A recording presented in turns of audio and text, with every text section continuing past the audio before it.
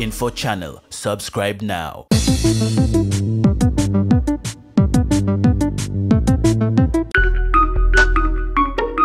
Gungunners Info Channel. Subscribe now. Nikurudishe kidogo nyuma kabla hatujaanzia hapa mambo yalivyo kwa sasa hivi. Nikurudishe kidogo nyuma. Historia yako kwa kidogo sana. Tunafahamu tu kutoka Kilimanjaro ndio asili kule, lakini kile kijiji ulichozaliwa kinaitwaje? Na pengine labda ilikuwa ni mwaka gani? Maana kwenye mitandao kila mmoja anaandika kivyake. Wengine labda wanakadiria tu, lakini leo upo hapa tumesikia kabisa. Ulizaliwa kwenye kijiji gani? Mimi Agustino Lyatonga Mrema ambaye niko hapa sasa. Ndio. Nilizaliwa Moshi vijijini katika jimbo la Vunjo. Nilizaliwa katika kijiji cha Kiraracha Marangu. Kiraracha kata ya Marangu Mashariki. Mwaka 1945. 45. Ndio. Kiraracha huko Moshi vijijini kama ulivyosikia. Ni dokta. Ulisomea wapi mzee? Labda tukianza kule nyuma kidogo chini. Na udokta wako ni wa kusomea ama ni ule wa heshima? Na mimi naomba nielezee huo udokta nilivyoupata. Ndio. Ni udokta wa kweli. Sio udokta feki. Ndio. Ili zoezi la kukamata watu wenye elimu feki au udanganyifu lingenikumba na mimi. Kwa sababu ndio penye utata. Nataka kuwaambia Watanzania, baada ya utumishi uliotukuka serikalini, baada ya kuhudumia taifa hili vizuri, watu wenye mapenzi mema duniani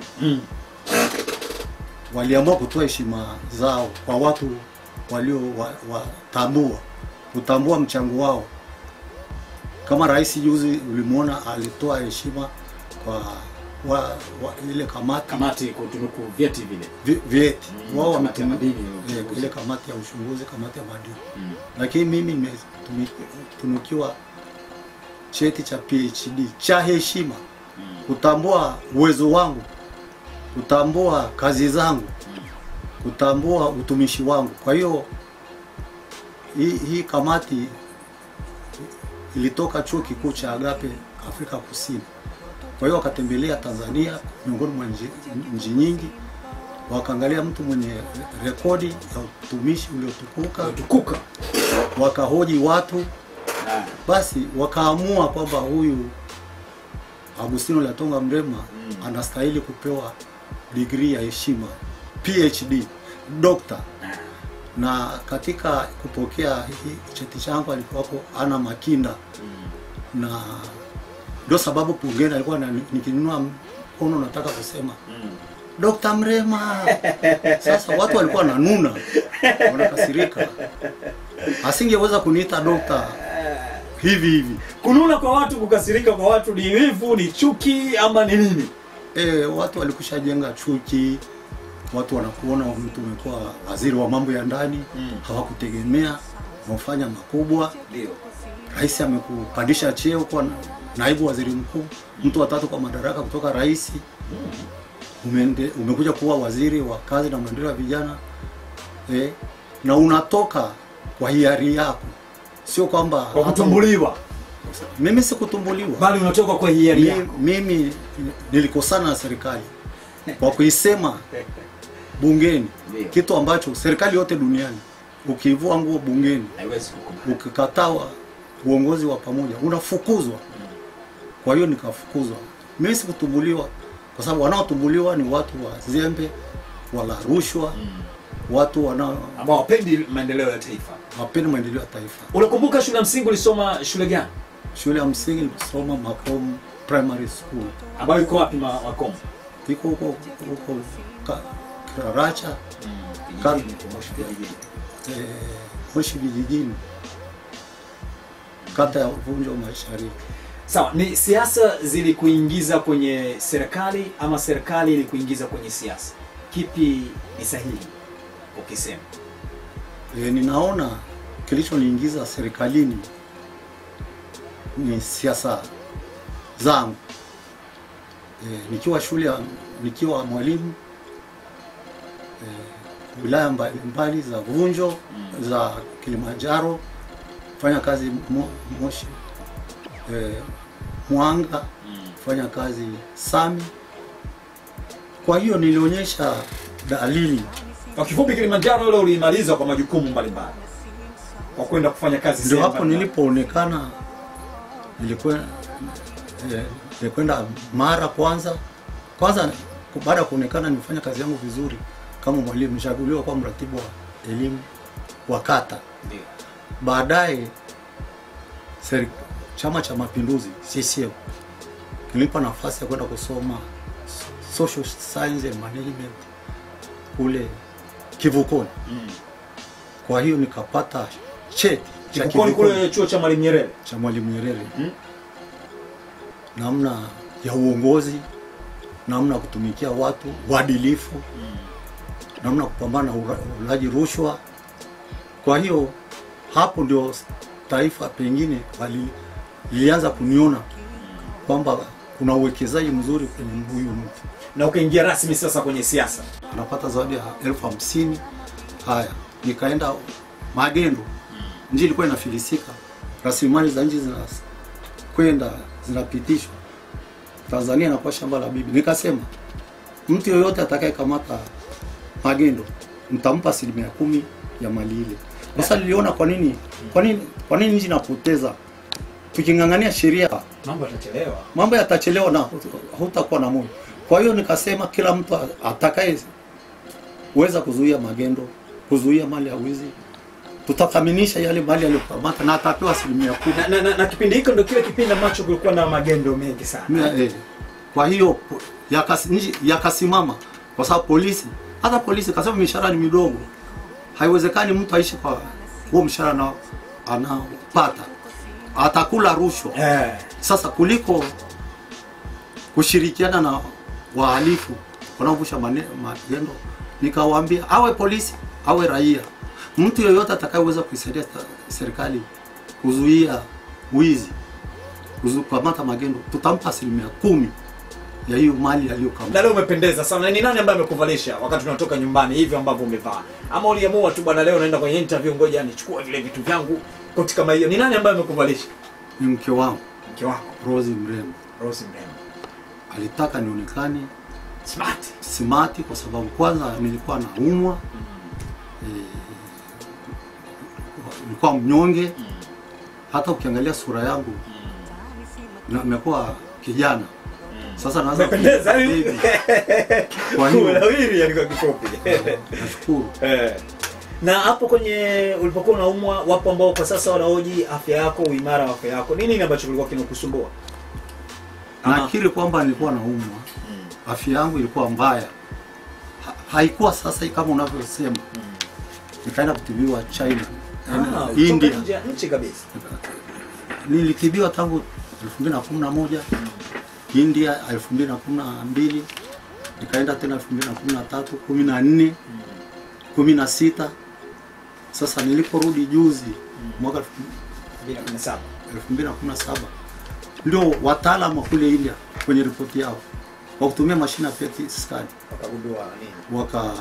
Nilikuwa naumwa, nilikuwa na mild cancer. Kansa ya mapafu, ugonjwa mbaya sana. Pole sana. Lakini wakaniambia kwamba dalili tena hazipo, kwa hiyo umepona. Tutakusimamia tena chini ya miezi 6, endelea kukukarabati ili huo ugonjwa usije upotee kabisa.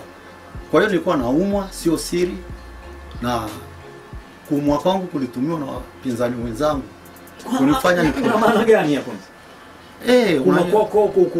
Kuchochewa na wapinzani wenzako walisababisha vipi wewe uumwe? Sisemi wao ndio walisababisha, isipokuwa walitumia ugonjwa wangu kuugua kwangu kuonyesha ni dhaifu. Kwa hiyo ndio dhaifu tena kurudi bufai kwa bungeni. Kwa hiyo wakafanya kampeni kwamba Mrema karibu, sio kwamba walisema ni marehemu tarajiwa. Tena wapinzani wangu kule Vunjo. Kwa hiyo wakafanikiwa kuwashawishi watu kwamba yeye mnachagua mtu ambaye atakufa kesho kutwa. Ni wakazi gani? Kwa hiyo nimetoa sadaka kumshukuru Mungu na hasa rais, kwa sababu yeye alimpenda bure Aliniteua na ugonjwa wangu, akijua nimedhoofika, hakuninyanyapaa. Sasa rais huyu akanifanyia kampeni Vunjo. Kwamba umenikumbusha kwenye kampeni. Nimeona picha moja upo na rais hapa, umesimama na rais JPM hapa. Mlikuwa anakufanyia kampeni na wewe ulikuwa unamfanyia kampeni rais. Ni kwamba labda kwenye chama chako kulikuwa hakuna mwakilishi sahihi, usimfanyie mtu mwenye chama chako. Na unafikiri kwa nini rais alikufanyia wewe pia vile vile kampeni? Rais nimekuwa naye kama waziri wa mambo ya ndani, aliniona. Naibu waziri mkuu ananijua. Waziri wa kazi na maendeleo ya vijana anajua utendaji wangu uliotoka. Ndio sababu unajua huyu rais hana chama. Wala tusijidanganye, yule ni CCM. Yule anaangalia, ana uchungu na watu wake, maendeleo na Watanzania. Kwa hiyo alikuwa alitaka kuanza kuunda baraza mawaziri lake Vunjo, kwa kuwaambia wale watu, sio kwamba rais ajue kwamba mimi ni TLP, lakini akuogopa kwamba watu watanuna wengine, kwamba anamwahidi huyu Mrema kwamba atampa madaraka. Na rais alichosema, mchagueni Mrema, mtafanya kazi na yeye, namuamini, nampenda. Sasa unajua tena kutokana na zile kampeni sasa wakasema, unajua tuliwaambia ni Mrema CCM ni kibaraka sasa. Si unamuona anafanya kampeni na mgombea wa CCM. Kwa nini asimfanyie mgombea wake? Sawa, na kwa nini wewe ulimpigia kampeni Rais Magufuli isiwe mwakilishi wa chama chako? Kulikuwa hakuna mtu sahihi wa TLP kuwakilisha rais. Ninasema kila chama kiliweka mgombea. Tukawa na wagombea wanane. Sasa nikapiga darubini. Tunamtaka mgombea mwenye tija, atakayeweza kusimamia maslahi ya Tanzania, ndio atakayeweza kututoa hapa tulipo. Nikamwona mtu sahihi ni Magufuli wa CCM. Kwa nini sasa nyinyi hamkumweka sahihi TLP? Tungejuaje kama Magufuli angeteuliwa? Angeza kuteuliwa mtu yeyote. Ungetamani Magufuli awe TLP? Angeniambia siku ile kwamba naingia TLP, wewe mbunge wangu, ningekubali. Lakini yeye alijua mimi ni TLP, na yeye anamgombea wa CCM kwenye hilo jimbo la Vunjo, lakini akamwacha mgombea wake, akaniunga mkono. Ni mtu muungwana sana. Tena mgombea ambaye anaambiwa ni mgonjwa, hakuona aibu kuniunga mkono. Na tena akaenda mbali zaidi kwamba kama nitakuwa rais na Mrema hamtamchagua kwa sababu zozote, aliwaambia watu wa Vunjo, nitampa kazi. Na kweli amekupa kazi. Bado tutakuja hapa kwenye majukumu yako ya wenyekiti wa bodi ya Paro. Uliwahi kufundisha vyuo mbalimbali vya ulinzi? Kuna chuo ambacho nilifundisha wanachama, lakini kwa ajili ya usalama wa nchi siwezi kukitaja, kwa sababu mimi nilikuwa kwa katibu wa kamati ya ulinzi na usalama ya taifa. Kwa hiyo kama nikufundisha chuo nilifundisha, nilitoa maelekezo, msimamo kama katibu.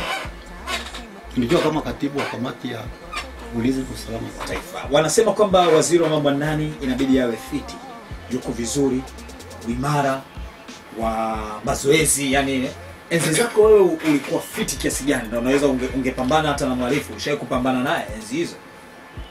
Nasema afya yangu ilikuwa nzuri kwa kipindi hicho kwa kipindi hicho. Kwa hiyo niliweza kufanya mazoezi, niliweza kufanya ukaguzi wa vituo vya polisi na vijana wangu wa polisi, na kutoka usiku kwenda kulinda. Sio kazi rahisi kwa waziri kuacha familia yake kwenda kukagua ulinzi, kumwacha Mama Rose, kumwacha Mama Rose na baridi kupiga. Lakini nilikubali kwenda barabarani, kwenda kukagua kama ulinzi unakwenda vizuri. Kwa hiyo ili ufanye kazi hiyo lazima uwe na afya nzuri. Sasa hivi labda unakumbuka huwa unafanya mazoezi mara moja? kurudisha mwili ukae vizuri zaidi? Naamini madaktari vivi wanashauri hivyo. Wewe unafanya? Yaani tangu nimeugua kila siku saa 12 ni lazima nitembee kilomita 3 mazoezi, kwa sababu kwanza ukiwa mgonjwa, hata usipokuwa mgonjwa, mazoezi ni muhimu. Hata hivi mnavyoona, kwa sababu hali yangu ilikuwa mbaya, nilikuwa nakula pewa dawa, tena dawa nyingi kali. Kwa hiyo nilitakiwa nile vizuri, nifanye mazoezi na afya yako itarudi na utapona. Kwa hiyo sasa hivi unaweza kupiga push up mzee? Push up siwezi kujidai kwamba kwa sababu ni juzi tu, wala zile dawa nilizoambiwa nimalize sijamaliza. Kwa hiyo naweza kuamka kitandani siku hizi, nakaa kwenye kiti, nakaa ni hapa tu ambako kulikuwa na tatizo la jinsi mlivyo seti studio yenu. Kwa hiyo lakini sikuona kuna tatizo kubwa. Yupo ambaye aliandika kwenye mtandao wa kijamii, nafuta elimu ya Mrema sababu chuo ambacho alisoma hakitambuliki, hakipo. Uliwahi kusikia ndo kama hiyo? Mimi Uingereza bila shaka ilikuwa ni West Ham, sijui ni chuo gani. Ulisomea nje, ulisomea Uingereza? Ni kweli kama una elimu feki, elimu ya kuungaunga, ya kudandia, watu wana haki ya kufuatilia, watakuwa hawakuonei. Lakini kama nilivyosema, PhD yangu ni heshima, nilipewa na vyuo vyenye uwezo wa kutoa degree ya heshima. Kwa hiyo sasa hiyo inawaudhi watu, kwa sababu unapofika mahali hasa bungeni, speaker na kutambua Dr. Mrema akimaanisha kwamba na PhD, sasa unawaudhi wasomi. Wanaona umewavunjia heshima. Lakini ukiacha mbali ya hii ya udokta, kama udokta, labda kuna kozi uliokupitia katika nchi ya Uingereza kusoma? Mimi nilikuwa Bulgaria, nikapata diploma ya social science na management. Kama nilivyokuambia, nimekuwa kivukoni. Nafuta degree ya Agostino Leatonga Mrema.